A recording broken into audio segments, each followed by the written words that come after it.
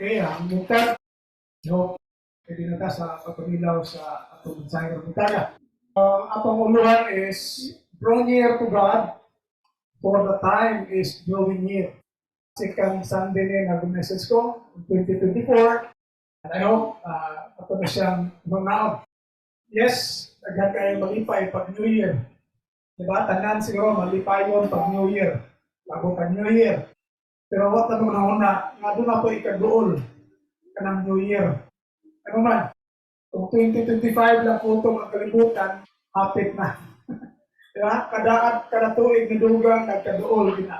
O sabi siya, kada adlaw, nadugang sa itong ginabuhi, nagkaduol na gina sa takda. Pagbalik sa itong ingon man, ang pagkatapos ng kinabuhi. Awa, ang tanasayang kung kano sa matapos ng kinabuhi. So, just like the plano sa Ginoo. Sa Galatians 4 verse 4, when the fullness of time has come, God sent His Son, born of a woman, born under the law. So, kanang pagkamatay ni Kristo, doon kayo na kaya na plano. Kung matukol na kalibutan, naana. Pero mula na, matungad to, magkaduol yun. So, muna nga, karon bago pumunta na to in 2024, I hope atong hanaon nga nagkaduol na ta. So, angay nagkaduol ko tas Ginoo, diba? Kay kung mahimo ta kung layo tas Ginoo.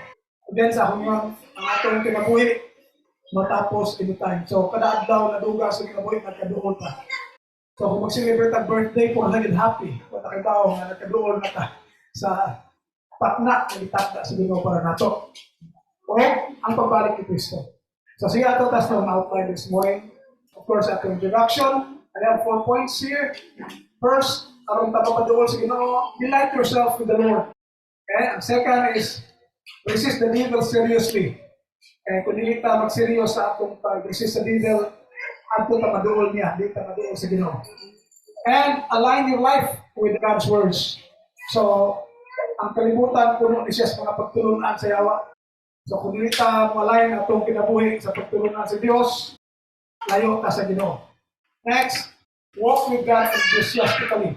So I included some adverbs, like enthusiastically, seriously. So sometimes, although you claim to walk with God, pero hindi kayo ta enthusiastic. Hindi ta zealous sa atong kinabuhi uban sa Diyos. Kung hindi ta zealous sa atong kinabuhi o paglakaw uban sa Diyos, hindi siya dinahon ka hasta sa kaaway. Then upon introspections. Okay? So, let's have sa introduction to prove na nagkadulo ta, dugay na actually, nag-admonish sa Bible. Dugay na buhi pa mga apostles, idasin na ta, na magpaduol sa Ginoo kay nagkaduol po ng adlaw.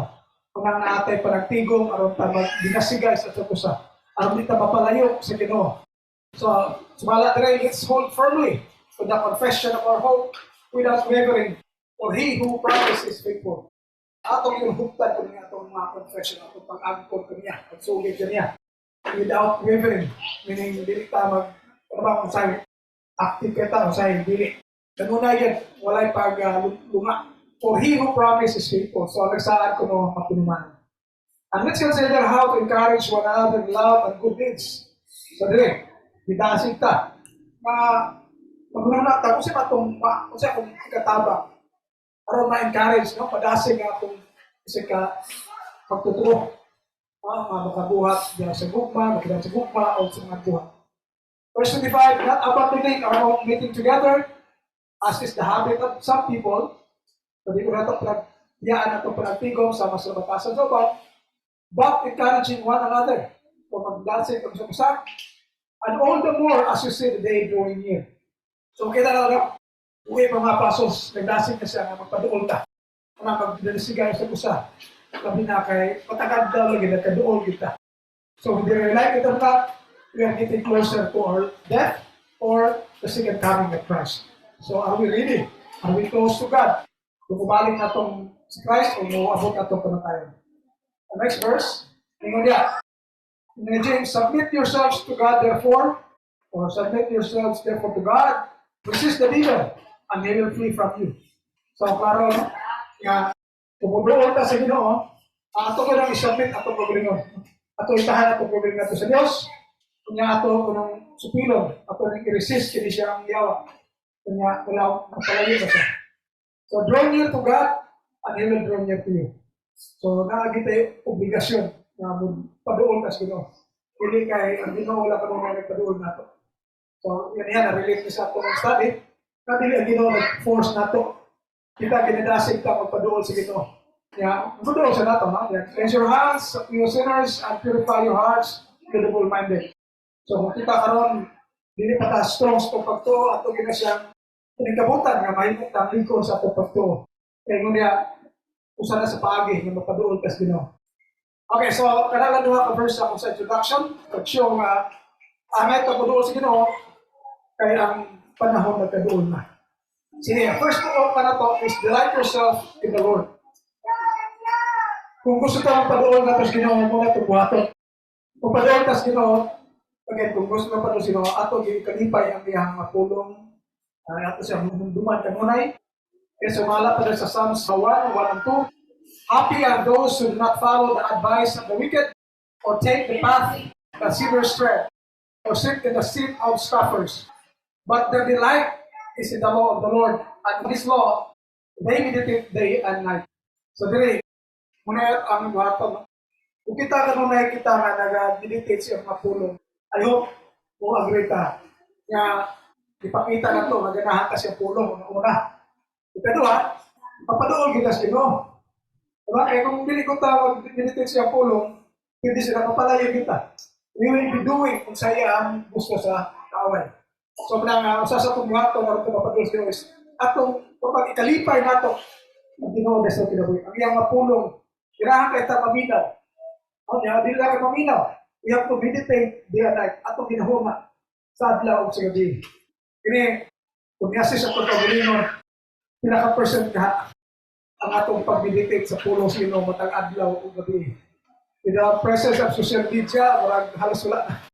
Mas nauna ang mga nasa social media. So, I hope ato siyang baliktaron. Unahan ito Ginoo. And then, usap sa paagi, mapaduol ka sa Ginoo. So, verse 3 na, mga itong mabasa. They are like tree. Itong mga mag-meditate, no? Pag-ipayon ko na sila, bulahan sila, ipasama ko na sila sa trees planted by streams of water. Ipakasama ang kanila silang mga tao na nag-delight sa pulos Ginoo, na mga kahoy, o mga puno, no? Itanong diya sa kananay tubig, doon sa tubig. Which yields their fruit in its season, and the leaves do not wither. In all that they do, they prosper. So, dire, makita na ito, no, nga naisangad ng Ginoo, the psalmist. And kita ito nang ganahan mo prosper. Pero ganahan ba itang meditate sa pulos Ginoo, mga question. I'm sure kita ito nang ganahan mo prosper. Siguro, ako yung advice ninyo, the most thing that you have to desire, mga prosperous mo is, you will succeed in reaching the presence of God. Ano na, in material things, kung succeed na ta, yalayo tas Ginoo, that's useless. So, I hope, since we want to prosper, kabita lang, manitamo ta, ayaw kalinti ang pulos Ginoo. Okay? Again, kung anay makapaduol at Ginoo, and then the Lord will bless us, kaduol na niya. Otherwise, at itas kaaway, problema atong masulatan ka muna. Sige. Next, arita sa Psalm 119. Si David, maningo niya, I will meditate on your precepts and contemplate your ways. I will delight myself in your statutes.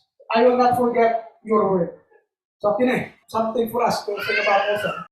Like David, niya, nag-meditate na dapat sa mga katsubuan sa Ginoo, sa pulong sa Ginoo.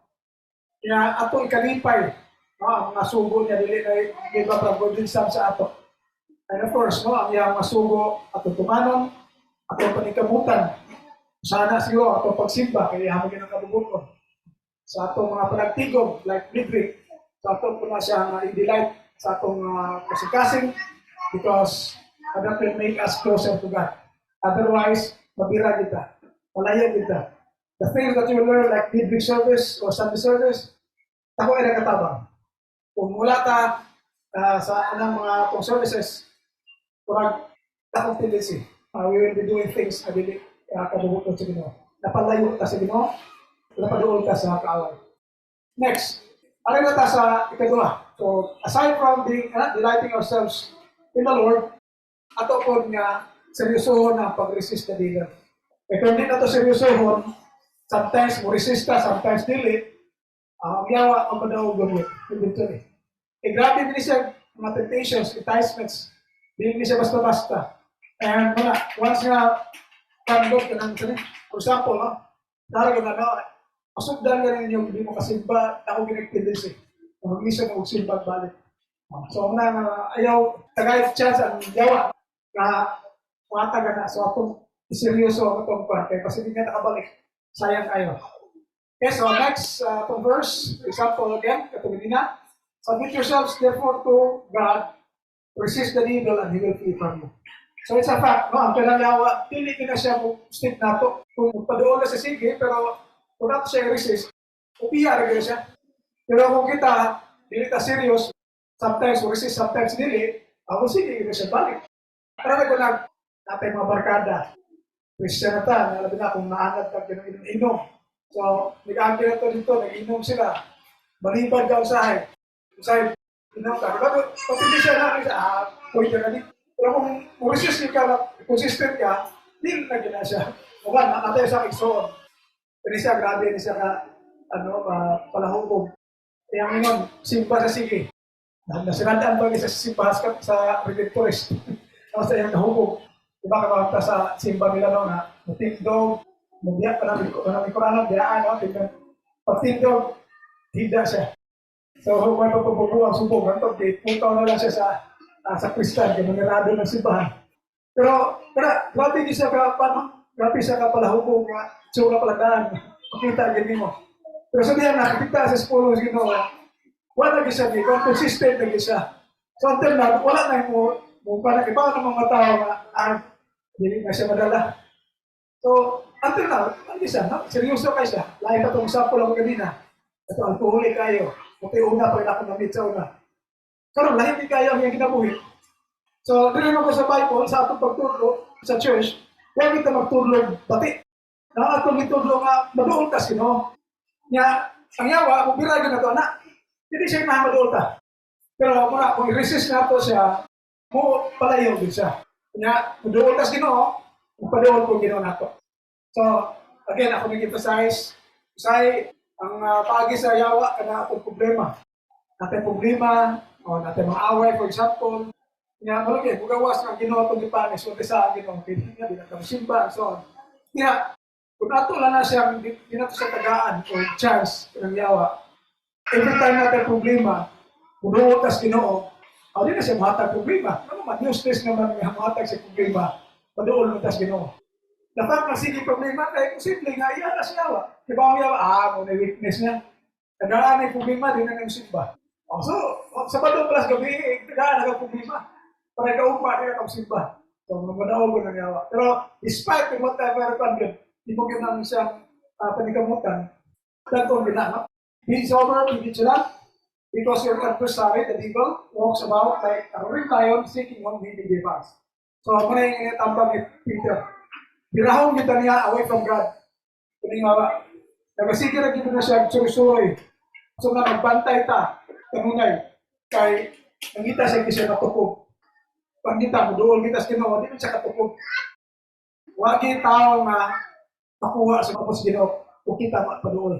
Kung kita nga niya sa John 10:28, no, I will give eternal life, and no one can snatch them out of my hand. So third party, wala din ang yawa, hindi na nakuha mo, as long as you are in God. Kung magawas ka, itigaan ka po kang chance. Itigaan ka freedom to get out. So, diyan na ka mamiligro. Pero once nga na, pagpapili sa Diyos, hindi kina makadawag kanyang yawa. At lahi na ako, kami sa una, murag, di lang yung maghahangag sa lahat dito, kasi na kung alos kada adlaw may maglakaw, ang tawag naman sa black baggers. Idala may mga pitong mga bag, mga persona, mga tao. So, minsan nga, daghang mag-usap, nagawa sa mga site, mga batik. Wala na, imagine na, magkuyog-kuyog mo, usarin yung tumong about God. Walang mga temptations, hindi na usod. Kung ikaw na mag-usara, usod yun na. So, another way na, to resist, kung na siya nga, wag na to, go with that, no? Grow with the flood, if possible, create ang mga new activities.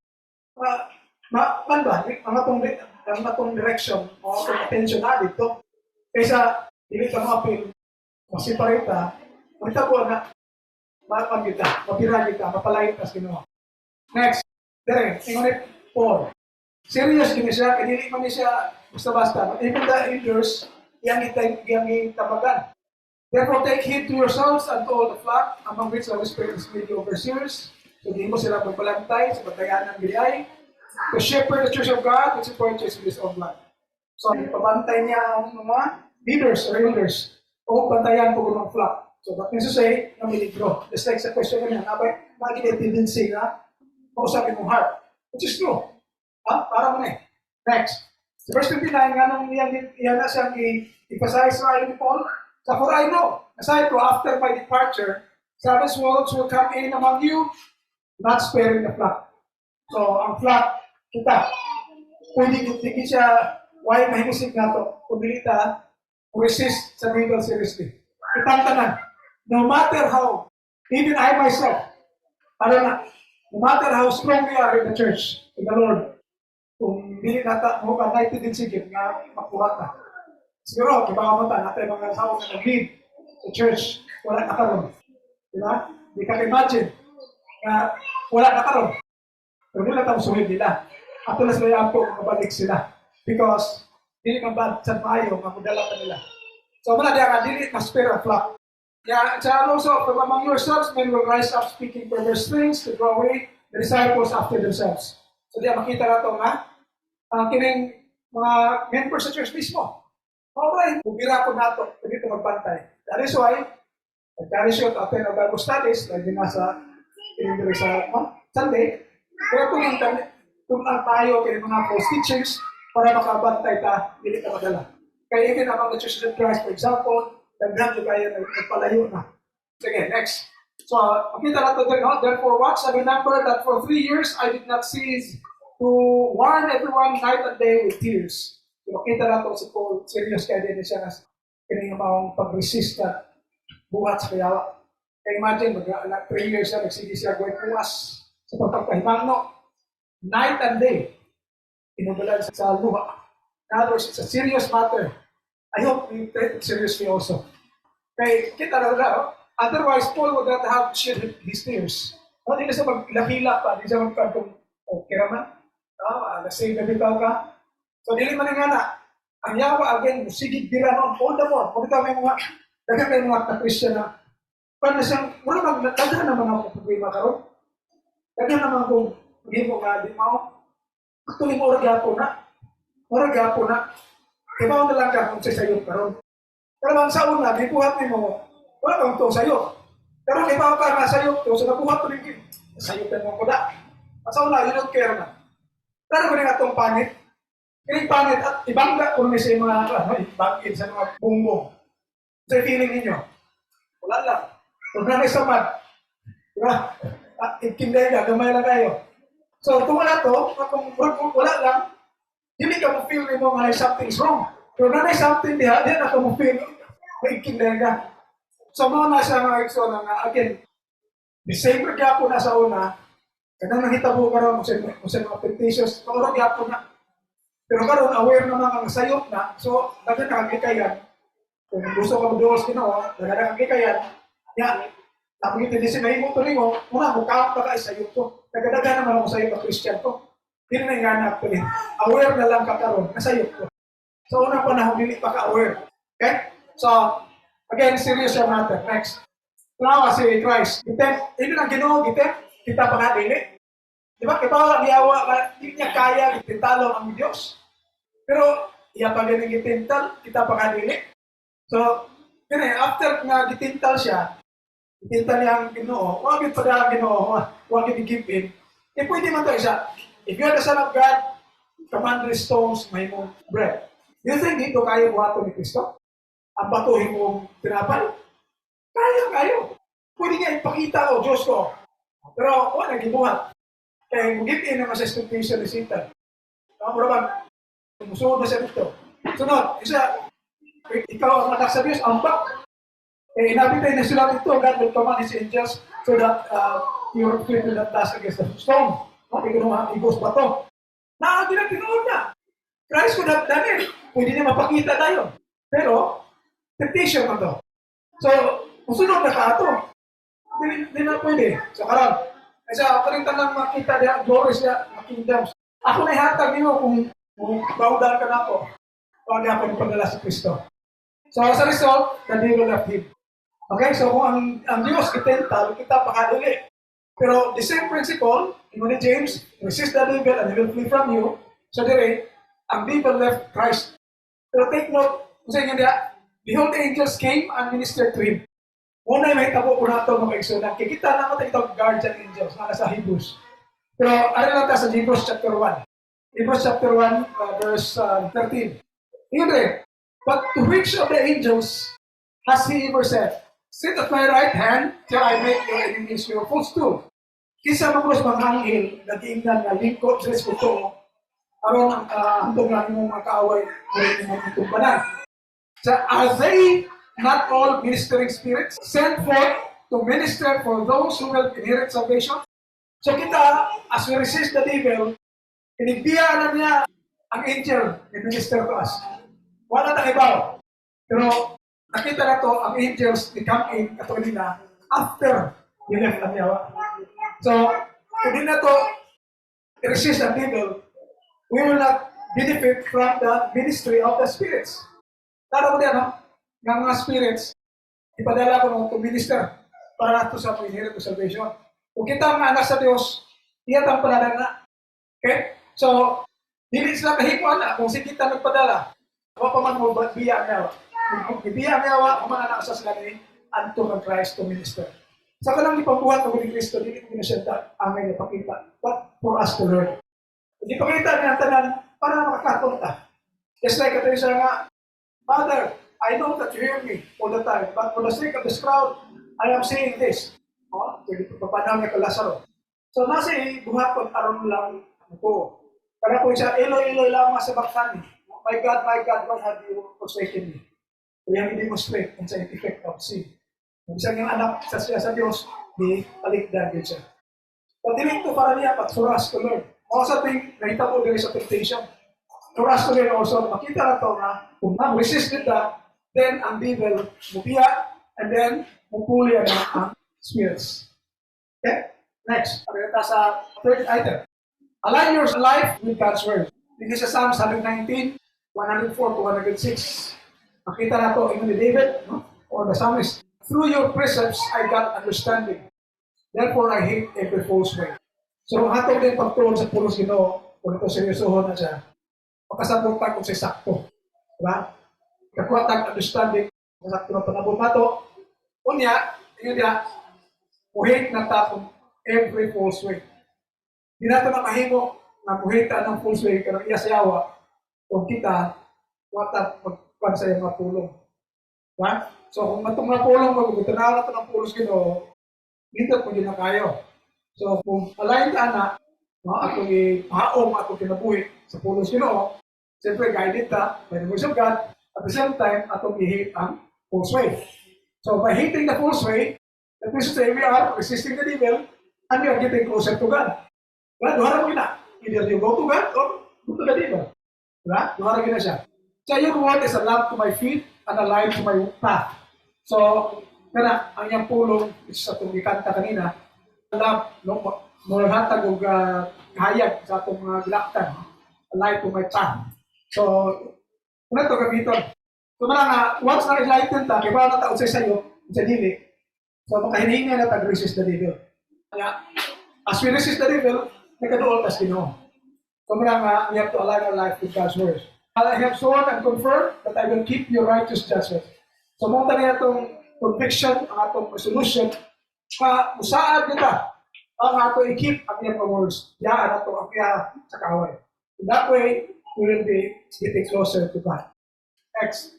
Sa, kaya, no? John 31 to 32, kumarang ipagkaya ni, it's not enough to believe in Him, we have to remain in His words. So, kung pabilin tayo sa mga words, siyempre, hindi mo siyang true disciples. So, kung true disciples ni Christ, may tabo, tayo ta sa kaway. We are getting closer to God. So, muna, but you cannot remain in God's word, dito study. Saan mo pag-remain kung wala kibaw? So, mga kailangan lagi tayo study so that we will be able to align our life sumala sa course di mo atong sundon. And then, that way, we become true disciples of Christ and we are close to God rather than to the devil. Next verse na to, tingnan rin. Yeah, according to Paul, but you must continue in the things which you have learned and been assured of, knowing from whom you have learned them.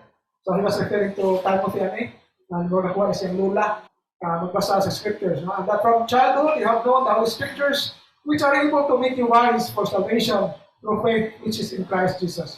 So, ayun, kalunan na ito ginagawa ng words of God because, yun yan, it will make us wise for salvation through faith in Christ Jesus. So once na wise ka, sa ita kanunay, we are close to God. So atas doon, tas Ginoo. Pero kung wala ka, wala kita ipaki sa pagtuos po ng Ginoo, hindi sila ato kita sa kawan. Okay, next. Sa 16, ingat na ang scripture ihatag. My inspiration and is useful for teaching, reproof, correction, and training in righteousness. So makita na ito, makinig scripture, ihatag na alam, padlong na ito. Kaya sa mga ng time, pamilya na kayo sa scripture, pamilya na kayo sa iyo. Sa isala, sa dili, di ba? Kanya, kung sa iyo, pwede, ikorekta. Sa pa, training, iban sa ibang side, sa pagkamataro. Kaya, yun, ihata scripture, so that everyone who belongs to God, is proficient, equipped for every good work. So makita na ito na, kung ito palihon, at kung sundan ng Paul's din, nabilong ka na ito, belongs to God. Close to God, kaysa nabilong ka sa kaway. Diba? So, again, ang Word of God is very important. So, atong i-align itong life sa Word of God, in that way, we become closer to God. Next. Pwede nga, ang mga tao nag-claim na doon sa Ginoo. But natin, something to think about. Kinagito doon ni Kristo, sa you hypocrites, Isaiah prophesied rightly about you with his hand. These people honors me with their lips, but their hearts are far from me. So, posible dahil ang tao nagsigig dahil si Ginoo. Ay, dahil mga tao nga na, nagsigig dahil si Ginoo. Pero ilang heart, layo niya si Ginoo. So, sa pagi, kung nato ka sa pagtulungan sa tao. So, aron kita, doon sa Ginoo, ato yung paningkamutan ng atong isunod sa atong kinabuhi, para ang pulong sa Ginoo. In that way, our worship will be useful, not useless or in vain. Okay? Klaro ngayon niya, pwede ang tao magpasiduhog lang sa iyang atin, pero layo ang iyang kasing-kasing nato sa Ginoo. So, klaro, ano sa alam kita mo? Kung kita, adto siya sa teaching sa tao. Diba? So, ang Word of God is really important. Muna, as much as possible, align na itong life diha para doon kita sa Ginoo. Ang atong mapagsimba, dili useless. At ito sa atong fourth point, walk with God enthusiastically. Kining paglakaw sa uban sa Dios, di kinahanglan gini. Gusto gini sa Ginoo. Gi-require gini sa Ginoo. So kung sunutan na kaduol ta diha, diba? Imagine, mag-uban ka sa likod, lakaw ka uban sa Ginoo, paduol ka niya. Piras, wag kang lakaw niya, asa magkalituban? Duol ka sa away. So again, duhar mo na, either God or the enemy. So kung duol ka sa Ginoo, layo ka sa enemy. Kung doon kasi nila, layo kasi Ginoo. Diba? So, sige. Ba't akong emphasize that enthusiastically? Kaya sa akin, ginawa ang mga Christians, real Christians, pero why enthusiasm sa ilahang paglakaw ban sa Diyos.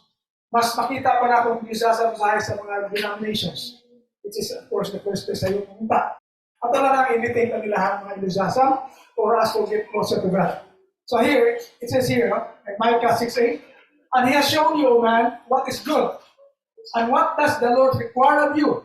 Kung sa may kinahanglan, kung sa may gusto ginawa ninyo.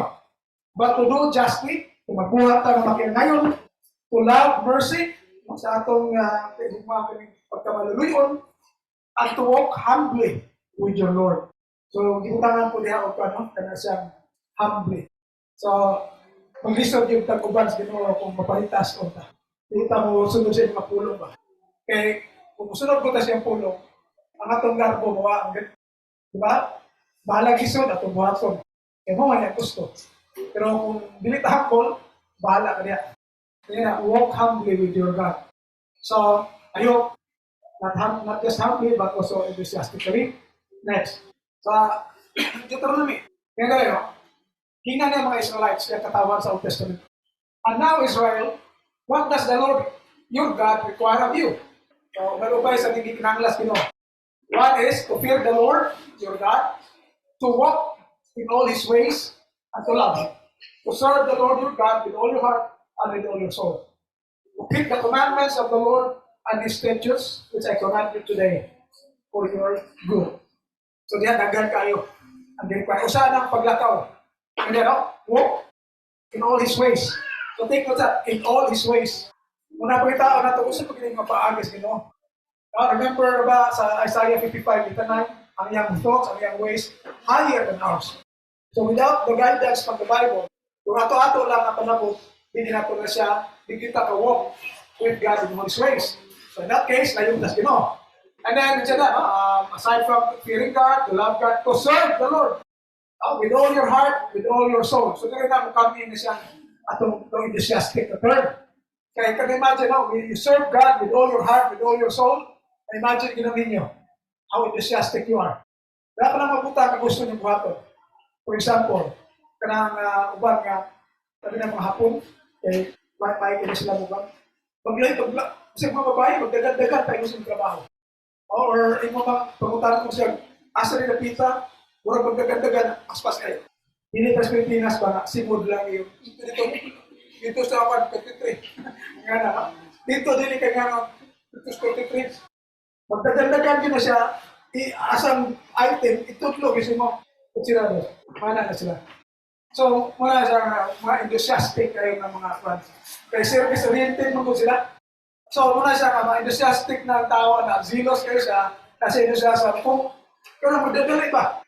Paano ka mo trabaho? Hindi ka gusto balik, diba? Nagadagan ka. Diba? So, nga na, nakana enthusiasm niya kung kita mag-alaga with all our heart, with all our soul. Yeah. Of course, the commandments, natanan ng isugos gina. So, I hope it's not just walking with God, but it should be walking with God enthusiastically. Meaning with all our heart, with all our mind and soul. Next, sa Genesis, muna yung example sa tao na nag-walk with God. So makita na, gamay rin din mag-walk with God. Imagine, no? Verse 7, so the Lord said, I will blot out from the earth the human beings I have created, people together with animals and creeping things, and birds of the air, for I am sorry that I have made them. But Noah found favor in the sight of the Lord. So many doon, no? Na makita at pagpabugi kas matas din, no? And then, basta-basta ni. Next. These are the descendants of Noah. Noah was righteous man, blameless in his generation. Noah walked with God. So makita na ito nga, naagi reward. No? If we walk with God. Wala ko mention sa Enoch. Si Enoch, nag-walk with God. Huwag siya natilaw kamatayon. Nakatangindot ito kayo. Kaya nakatilaw sa kamatayon. But, panagyan, nakatala lang, we walk with God so that we'll be able to reach heaven. Enough, mas gano'n na. Okay? So, sini, ngayon po natin siya na hindi basta-basta, imagine sa mga pamilya, ibang mga silingan, di mutuon mo. Diba? Imagine sa kapamilya namin siya. May silingan, mutuon niya. So, kanya imagine, living in a place nga, wag mutuon ninyo. Wali mo sa gospel, di pulay mutuon ninyo. You can just imagine. But again, pag-walk mo siya with God, doon Jesus Ginoo. Muna nga, he found favor in the sight of the Lord. Okay? So, next, ato na tayo sa atong introspection. So, doon na tayo 4 points karon. Una is, delight yourself in the Lord if you want to get closer to God. And then the second is, resist the devil seriously, because the really serious, then mapalayo, yapon ka sa Ginoo. And next is, we have to align our lives with the words of God para doon kita sa Ginoo. And then the third one is, we have to walk with God enthusiastically. And mas pusog bubira ang kaaway. So let's go to the introspection. First one is, delight yourself in the Lord. Do we still have the time to read God's words and to meditate on them? Hindi lang kumutang day and night. But, ayaw, napatay time to read God's word. Sa atong pagka, sinaging si Mana, parang ba't ko naman si Mana? Nakabasa ka, tas pulos, Ginoo? Okay? Kung wala nakabasa, we have never meditated His words. But, next, resist the devil seriously. Do we easily yield to the devil's temptations? Dali ka matang madala? Dapat you have to be serious. Okay? Kung di, papalayo kita sa Ginoo. Next, okay, align yourself. Align your life with God's word. Is our life in conformity with the teachings of God? So, I hope ang atong kinabuhi na hitugma sa tulong sa Diyos. Next, ang last na to is walk with God enthusiastically. We have the zeal to live in accordance with God's words. Atong bang nabat ipakita ba nato nga kami update kita, kanahan ka ita, or nagkaluya ka. Ayaw mo, dili ka ta nagkaluya sa nagkadugay. Kung dili nagkadugay, nagkabuol ta sa Ginoo. So mawala na mga igsoon, ayaw na 2024, let's be serious about going near to God because another year has come and nagpadoon na kita sa pagbalik ni Kristo o sa atong kamatayon. So, daghang salamat, mga kaigsunan, na natin po